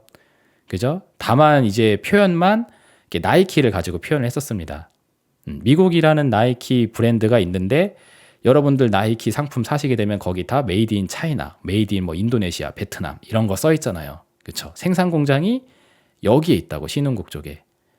그래서 중국이 이 생산 공장을 가지고 물건을 만들 수 있는 기술이 있다 보니까 자꾸 나이스, 뭐 나이키가 아닌 뭐 나이스, 뭐 나이싸 이런 이제 짝퉁들, 이런 것들을 비슷하게 만들어내게 된다. 그래서 원래 중국의 경제성장 메커니즘은 미국의 기술을 바탕으로 상품이나 재화를 다시 수출을 해주고 미국은 이에 따른 반대급부로 달러를 넣어주게 되면서 이렇게 메커니즘이 돌아갔던 건데 중국이 자꾸 짝퉁을 만들어내면서 기술을 훔쳐가니까 야 이 새끼들아 그러지 마라. 이제 우리가 생산자 할란다. 니네 공장 문 닫어. 우리가 할래. 하면서 이 반시계 방향의 흐름을 이제 이 시계 방향으로 다시 돌려내려고 한다라는 이야기가 이미 21년도에 해드렸었던 이야기입니다. 그래서 미국이 세계 소비자에서 생산자로 변모하려고 한다.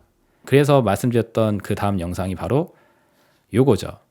우리나라한테 이제 중국하고 일하지 말고 미국으로 오라고 이 요구를 하고 있는데 이거 굉장히 무서운 이야기라고 분명히 말씀을 해드렸어요. 반도체 산업에 어떻게 보면 가장 큰 위험이 될 수 있습니다.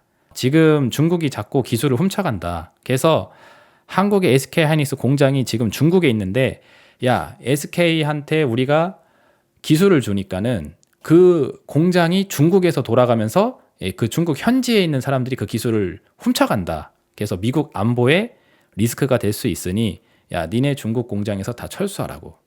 그래서 중국의 반입은 안보 위협이다. 그래서 너희들이 우리의 기술을 바탕으로 물건을 찍고 싶다라면은 미국으로 와서 거기다 공장을 짓고 일을 해라 라는 요구가 이미 오래전서부터 들어오기 시작을 했습니다. 그게 이제 US의 입장이에요. 미국의 입장입니다. 그래서 여기 보시면 여기 대놓고 이렇게 목적을 써놨죠. 미국이 구상하는 인도태평양 신경제동맹 해서 중국을 견제하고 미국 중심의 새 판을 짠다. 아주 여기에 이 기사가 대놓고 이런 표현을 해놨습니다. 그래서 우리 아까 봤잖아요. 리밸런싱. 새롭게 이제 판을 짜는 거죠. 그래서 이제 앞으로 미국이 세계 시장의 생산자를 하겠다. 왜? 4차 산업의 미래로 넘어가니까. 4차 산업의 미래로 넘어가는 이 과도기 속에서 우리가 중국 같은 신흥국한테 일거리를 계속 던져주니까 얘네들이 우리 기술을 훔쳐가서 4차 산업의 기술 격차를 따라잡아 버린다고. 그러니 이거를 허락하지 않겠다 하는 거죠. 그래서 제가 여기 밑에다가 이렇게 써놨는데 잘 보이실지 모르겠어요. 자동차 산업도 지금 4차 산업혁명이 일어나게 되면서 전기차 생산이 일어나고 있고 자율주행 차량이 뭐 기술 개발이 되고 있는 그런 시국으로 가고 있죠. 그러면서 나타나게 된 자동차 산업의 변화가 뭐냐면은 과거에는 독일 4사, 아우디, 벤츠, 뭐 폭스바겐, BMW 이런 회사들의 차량이 전 세계 자동차 시장을 지배를 했었었는데 이제는 미국의 테슬라라는 회사가 등장하게 되면서 전기차 시장을 싹 다 잡아먹고 있습니다. 그래서 미국의 자동차는 원래 포드라든지 뭐 캐딜락이라든지 GM이라든지 이런 회사들이 있잖아요. 근데 그런 회사들이 세계 시장에서 잘 팔렸느냐? 그렇게 잘 팔리진 않았어요. 우리나라도 보게 되면은 아우디, 벤츠 이런 건 많이 보이는데 포드, 캐딜락 이런 건 안 보이잖아요. 그래서 전통적인 자동차는 미국산이 세계 시장에서 제 역할을 안 했었습니다. 근데 테슬라는 얘기가 다르죠. 우리나라도 주변에 전기차 보면은 대다수의 자동차가 테슬라 브랜드를 가지고 있습니다. 그래서 미래 자동차는 이제 미국이 주도하면서 만들겠다. 미래의 반도체는 미국이 주도하면서 만들겠다. AI 칩은 우리가 주도하여 만들겠다. 즉 너희들한테 일을 주지 않겠다. 신흥국한테. 이런 모드로 변환을 하고 있는 게 이 상황이다. 그러니 이게 산업혁명 시기에 맞춘 전쟁이라고 제가 표현을 했던 거고. 그래서 그 다음에 한 이야기가 요거죠. 우리나라 삼성전자 같은 경우에도 미국에다가 투자를 하기로 한다. 20조를 들여서.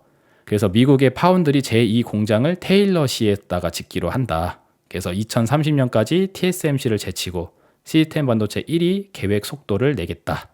이재용 회장이 가보지 않은 미래로 새로운 삼성을 만들자. 이런 이야기를 하게 됐던 겁니다.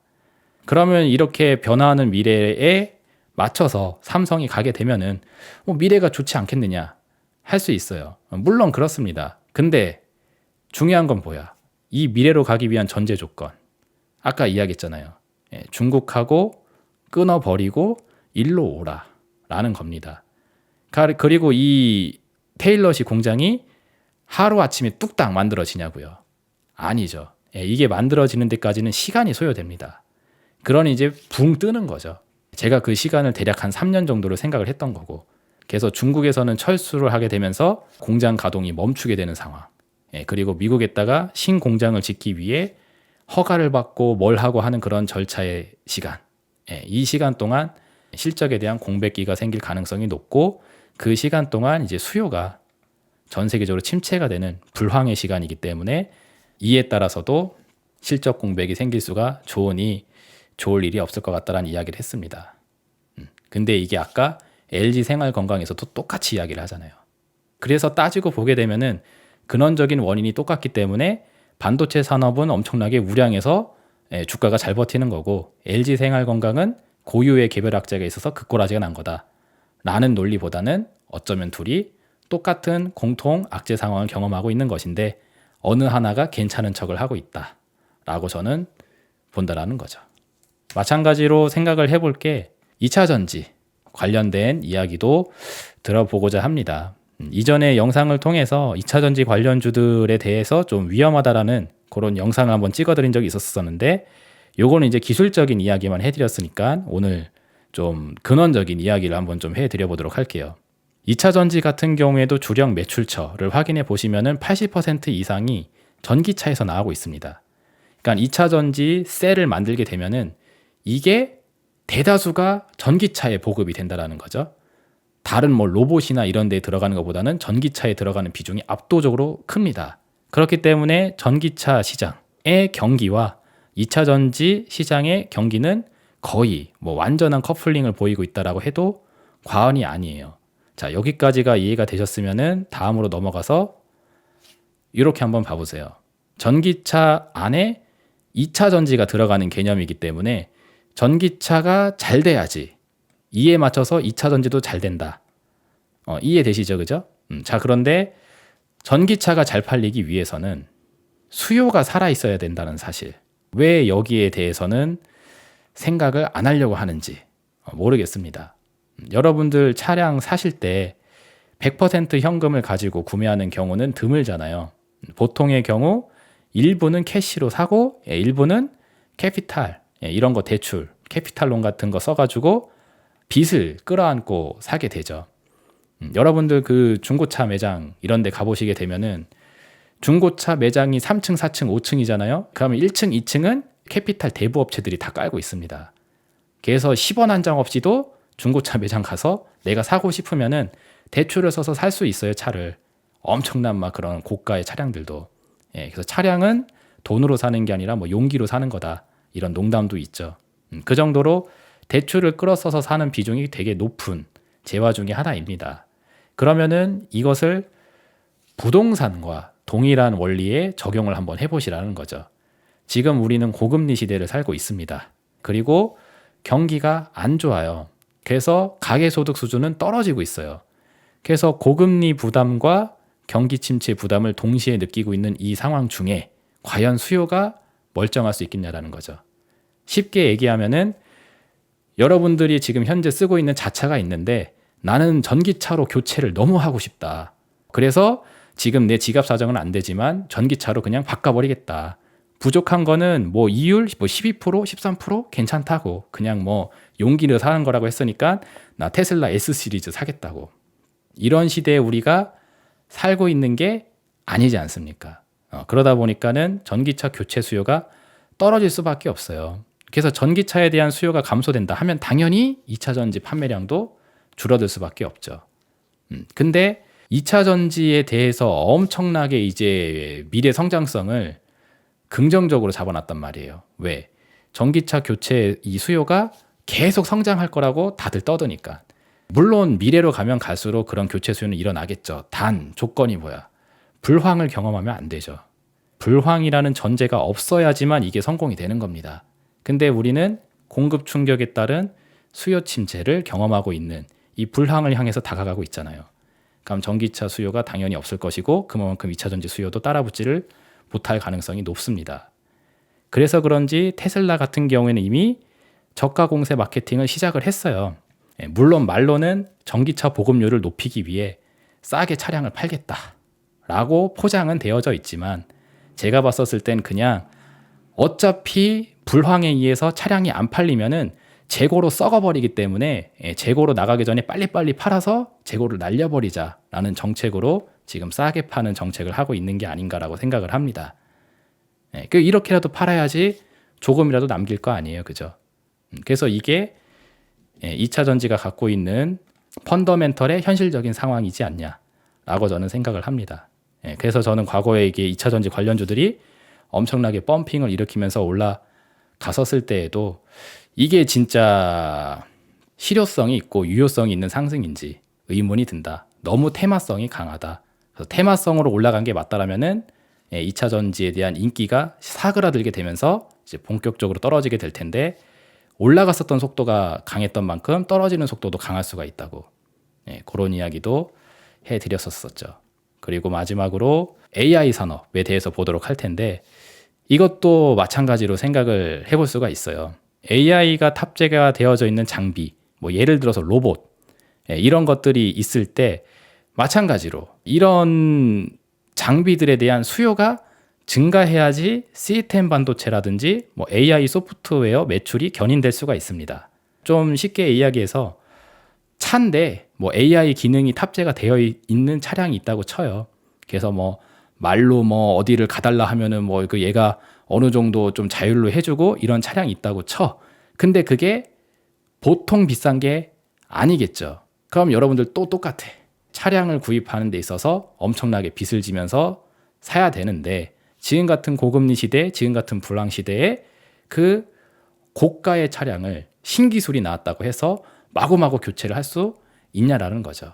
다르게 이야기하면은 AI 장비에 대한 수요 증가가 있어야지만 이게 AI 산업의 실질적인 실적 성장으로도 연결이 된다라는 겁니다. 즉 얘도 똑같아요. 불황이라는 옵션을 가정하지 않고 계산기를 두들기면은 AI 산업에 대한 미래 성장성이 무궁무진하지 당연히. 엄청나게 많은 산업에서 교체 수요가 일어나게 되니까. 근데 불황이라는 옵션이 찾아오게 되면서 이 수요를 다 깎아먹게 되면은 그쵸? 이 기대는 현실이 되지가 않습니다. 그냥 환상을 가졌다가 그 환상이 깨지는 버블에 불과하게 되는 거예요.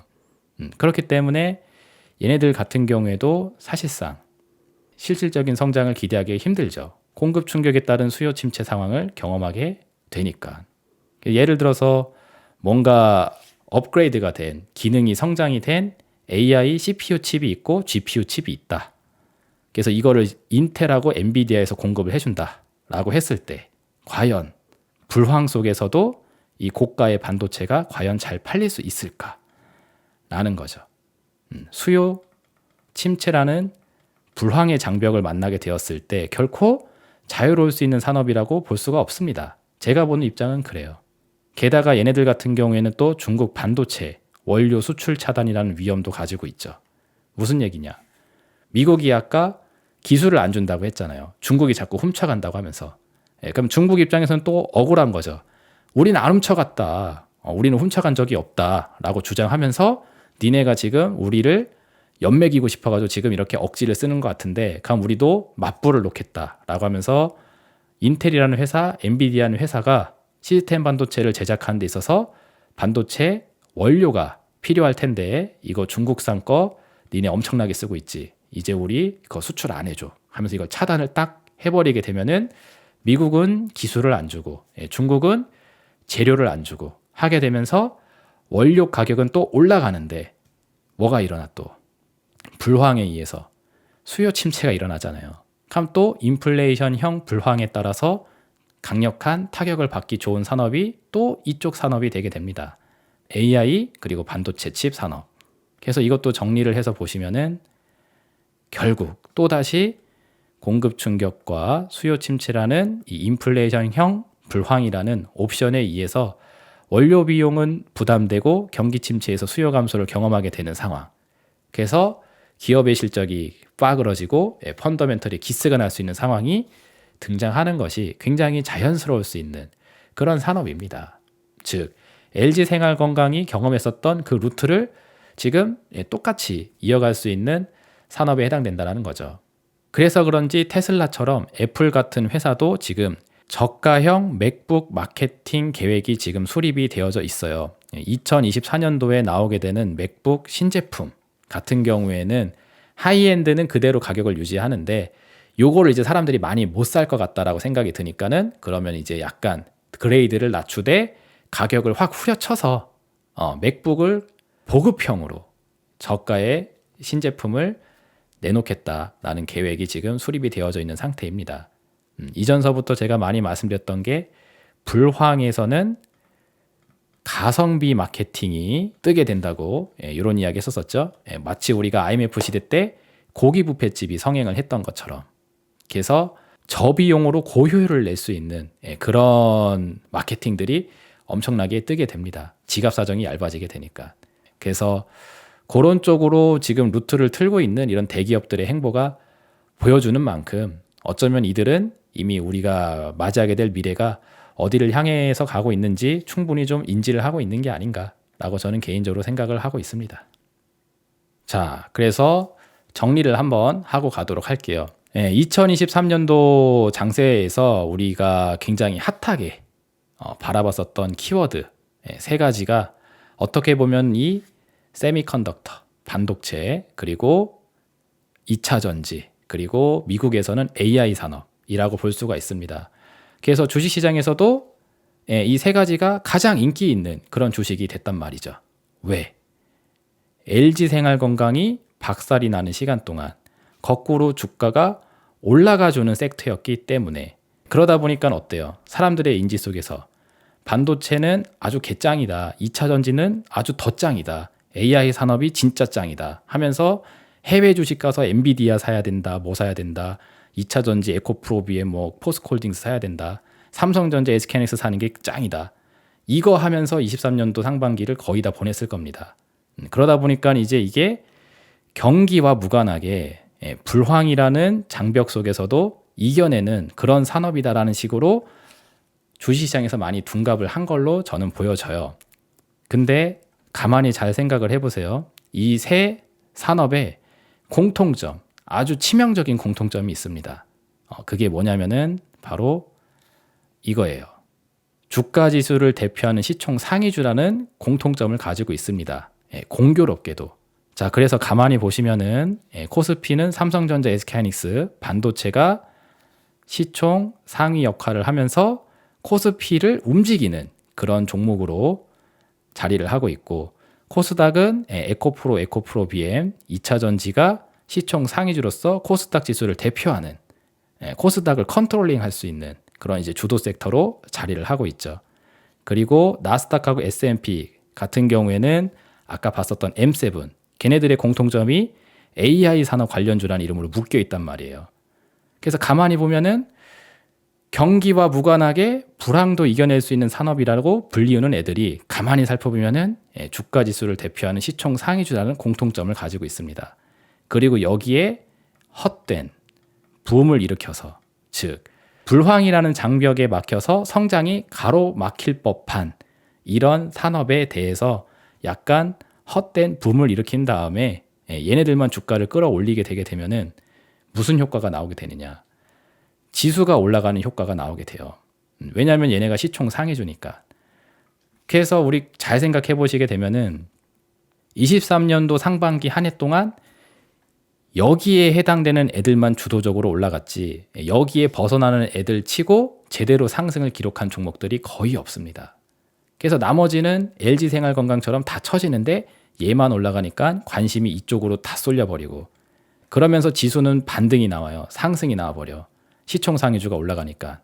그러니까 어떤 효과가 나오냐면은 마치 하락장이 끝나버린 듯한 그리고 모든 불황이 혹은 모든 악재가 다 지나간 듯한 그런 착각을 유도해낼 수가 있죠.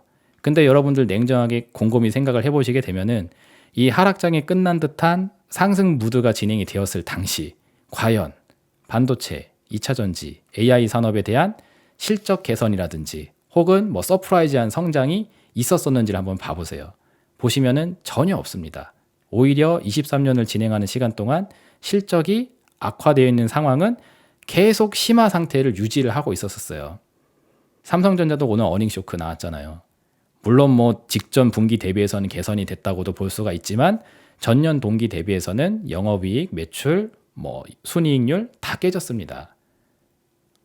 작년보다 더 안 좋아졌어요. 근데 주가 안 빠지니까 또 이제 별 생각이 없을 텐데 가만히 보게 되면은 실적 악화는 계속 진행되어 왔습니다. SK하이닉스도 적자 전환된 지가 오래이고 물론 주가는 올랐지만 그러니까 이게 이상하다라는 거죠. 불황이라는 장벽 앞에서 똑같은 피해를 봐도 전혀 이상하지 않을 만한, 그래서 LG생활건강처럼 가도 이상하지 않을 만한 상황에 있는 종목들이 어쩌면은 시총 상위주라는 이유만으로 지수를 끌어올리기 위해 어떻게 보면 좀 의도적인 목적 있는 상승을 만들어낸 게 아닌가 싶은 거고, 이런 분위기에 대다수의 사람들이 이런 산업들이 경기와 무관하게 불황도 이겨낼 수 있는 산업이지 않냐라는 그런 어떤 착각을 일으켰다고 보는 게 제가 보는 입장입니다. 얼마나 여러분들이 공감을 하실지는 모르겠지만 저는 이게 제 기준이에요. 그래서 이 부분을 또 다르게 이야기를 해드리면은, 여러분들 처음에 주식 투자 이런 거 배운다고 하면서 입문을 하시게 되었을 때 가장 많이 듣게 되는 용어가 이제 value investment, 뭐 가치 투자, 이런 이야기를 많이 들어보셨을 겁니다. 그래서 보통 이제 주식을 사라고 이야기하는 사람들, 그런 사람들이 보통 어떤 얘기를 하면서 종목을 사라고 추천을 하냐면은 펀더멘털이 분석이 됐다. 그래서 이 기업을 자세히 분석을 하니까 가치가 딱 나왔는데 이게 지금 시장 가치보다 저평가돼 있다. 그러면 이제 사는 거라고. 그리고 반대로 너무 고평가가 되어 있는 종목 같은 경우 이제 매도를 해야 된다라고 이론적으로는 그렇게 설명을 하면서 이거는 저평가 종목이니 매수를 해야 된다라는 표현을 많이 해왔습니다.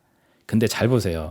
요즘 들어서 이렇게 주식을 해야 된다고 가르쳤었던 사람들 혹은 이런 주장을 했었던 상승론자들 중에서 과연 삼성전자의 어닝쇼크와 SK하이닉스의 어닝쇼크 혹은 기타 기업들의 어닝쇼크를 바라보면서 한마디 하는 사람이 있는지 한번 봐보세요. 펀더멘털이 붕괴되고 있는 상황을 지금 다 외면하고 있습니다. 가만히 살펴보게 되면은. 그리고 작고 때늦은 금리, 물가, 이제는 금리가 그만 올라갈 거다. 물가가 이제 떨어지고 있으니 긴축이 그만될 거다. 라는 이 구태의연한, 제가 보는 기준에서는 이미 이 기준은 지나갔다고 했죠. 이걸 가지고서는 이제 또 저평가 매수를 주장을 하고 있는데 요즘 장 보세요. 금리가 그만 올라간다고 하는데 물가가 그만 올라간다고 하는데도 실적 때문에 주가가 깨지는 모습들이 아까 우리 일부 시간에 목격이 됐잖아요. 그죠? 이제 실적 펀더멘털에 의한 장세 쪽으로 분위기가 전이가 되고 있습니다.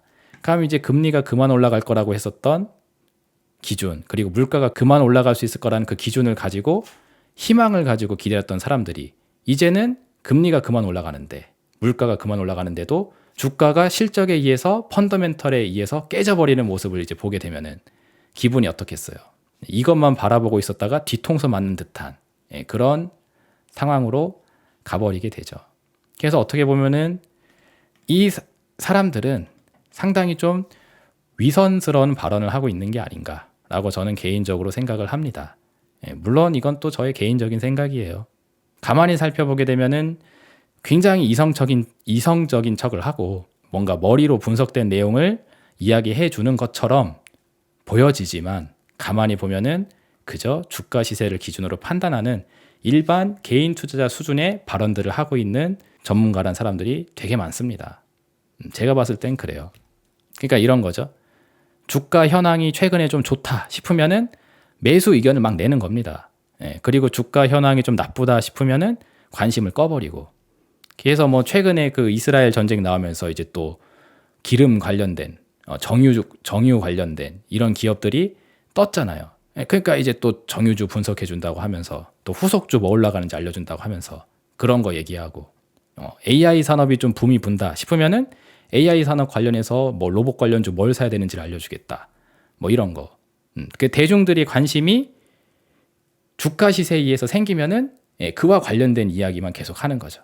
그리고 만약에 좀 장이 떨어지면서 계좌를 깨트린다 하면은 그제서야 뭐 시황이 이렇네 저렇네 하면서 관련된 이야기를 한다든지.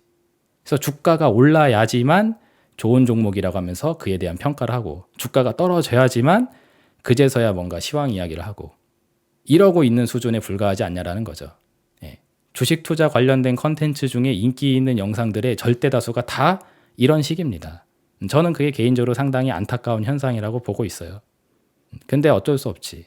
대중들은 이게 기준이거든요. 올라가는 주식에 대한 관심이 있고 떨어지는 주식에 대한 관심이 없습니다. 펀더멘털을 기준으로 보는 게 아니라 이걸 기준으로 본다고요. 그리고 유튜버들은 대중들의 관심을 먹고 사는 사람들이기 때문에 대중들의 관심에 맞는 컨텐츠를 찍을 수밖에 없는 것이고. 그래서 저도 처음에 이 유튜브로 영상 제작을 하는 데 있어서 유튜버의 길을 걸어야 되는지 전문가의 길을 걸어야 되는지에 대한 고민을 많이 했었다라는 말씀도 드리지 않았습니까? 그래서 내적 갈등을 느끼다가 그래도 좀 소신을 택하자라고 해서 남들이 좋아하던 싫어하던 그냥 제가 갖고 있는 그 주관적인 생각을 계속 일관되게 주장을 하면서 여기까지 오고 있는데 딱히 글로리 영광은 없어요. 좋아해 주시는 분들만 계속 좋아해 주시고 대중적인 관심은 사실 많이 없습니다. 제 영상에 대해서는. 그렇죠? 아무튼 이 영상을 보시는 여러분들은 이 주가 시세를 기준으로 판단하는 거는 아니다 란다라는 거죠. 원래 배우기는 이렇게 배웠잖아요. 그죠? 그래서 제가 봤었을 때 지금 펀더멘털이 붕괴되어져 있는 현재 현실적인 상황을 외면해져 있는 주식일수록 오히려 추후 주가 하락 위험이 더 크지 않을까라고 보고 있습니다. 왜? 현실이 시궁창인데 괜찮은 적 위에 떠 있으니까 고평가인 것이니까. 그래서 주가가 괜찮은 척 하고 있으면서 떠 있는 현재의 상황이 제가 보는 입장에서는 현실을 외면하고 있는 걸로 보여지기 때문에 현실을 향해서 내려올 위험이 더 크다라는 분석이 결코 여러분들이 처음 배웠던 이 가치 투자 관점의 분석에서 벗어나지가 않는다라는 겁니다. 이거를 받아들인다라면은 이 거꾸로도 받아들여야죠. 저평가에 관련된 이해는 다 받아들이면서 고평가와 관련된 이야기는 받아들이지 않는다. 그러면 그것도 위선이라고 할 수 있겠죠. 저는 그렇게 좀 생각을 합니다. 그래서 오늘 영상 마무리 이제 하고 끝내도록 할 텐데 지금 가만히 보면은 3분기 실적 시즌을 진행하는 과정 중에 펀더멘털이 이제 주가에 반영이 되는 오래전서부터 제가 말씀드렸던 그 장세가 새롭게 변할 겁니다라고 하면서 말씀드렸던 그 상황이 이제서야 윤곽을 좀 제대로 드러내고 있는 걸로 보여져요. 그렇다면은 이제 물가 금리 따질 때가 아니라는 거죠. 어차피 그것들은 다 떨어진다고 이야기했잖아요. 수요 침체에 의해서 물가는 결코 떨어질 수밖에 없는데 그 떨어지는 물가가 결코 좋은 미래를 이야기하는 게 아니다. 지금 이 상황에서 발생되는 물가 하락은 불황으로 가는 징후라고 얘기를 해드렸었죠. 그래서 근본적인 문제가 똑같은데 현실을 외면한 채 괜찮은 척하는 주식일수록 저는 오히려 위험도가 높은 쪽이라고 생각을 합니다. 근데 이거를 이제 받아들일 수 있겠냐라는 거죠. 왜냐면은 보통의 사람들은 이제 주가 시세를 기준으로 주가가 괜찮으면은 상황이 괜찮은 걸로 생각하고 주가가 나빠야지만 상황이 안 좋은 걸로 생각을 하시기 쉽기 때문에 그래서 과연 우리는 이성이라는 잣대를 가지고 펀더멘털을 보면서 가고 있는지 아니면은 주가의 시세에 기대어서 얘네들 어닝 쇼크 터뜨렸는데 주가가 기업의 상황이 안 좋다고 하는데 주가는 비교적 안 빠지고 잘 버티네. 요런 것 때문에 혹시 희망 고문을 당하고 있는 건 아닌지 한번 생각을 해볼 필요가 있지 않을까 싶은 겁니다. 만약에 여러분들이 이 후자에 해당되는 입장에 놓이게 된다 하게 되면은 아까 보셨죠? 온 세미컨덕터 같은 거 갑자기 하루 만에 주가 20% 빠져버리는 거. 그러면 이제 그거 하루 경험하는 순간 계속 손실 보유를 하게 되는 종목이 생기게 되는 겁니다. 그런 식의 상황으로 한 번에 전이가 빡 돼버렸을 때 대응을 할 수 없죠. 지금도 손실이 커서 손절을 못 하겠다라고 하는데 그런 거 한 번 더 때려 맞은 다음에 손절을 하려고 하면은 손실이 더 커져서 종목을 자르기가 더 어려워질 수가 있습니다. 그리고 이미 주가 추락을 한번 경험을 한 경우에는 이 추락을 피하고 싶어서 자꾸 주가 급락이 잘 안 나오는 튼튼해 보이는 이런 쪽으로 자꾸 넘어가려고 하게 될 텐데 어쩌면 그 비상구라고 생각했었던 그 차선책이 어쩌면 가장 위험한 함정일 수도 있을 거다라는 생각을 해 보시면서 과연 우리나라 기업들의 혹은 우리나라 산업의 혹은 우리나라 국가의 펀더멘털적인 차원이 정말 튼튼하게 유지가 되고 있는지를 한번 명확하게 생각해 보시는 그런 시간을 한번 또 가져보시면 좋지 않을까 생각이 됩니다.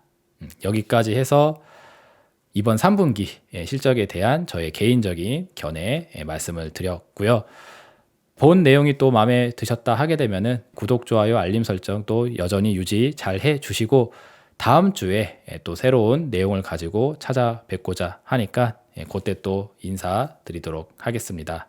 그럼 저는 여기서 인사드리도록 하겠고요. 긴 영상 시청하시냐고 수고 많이 하셨습니다. 다음 주에도 리더스탁 전문가와 함께 하시길 바라도록 하겠습니다. 감사합니다.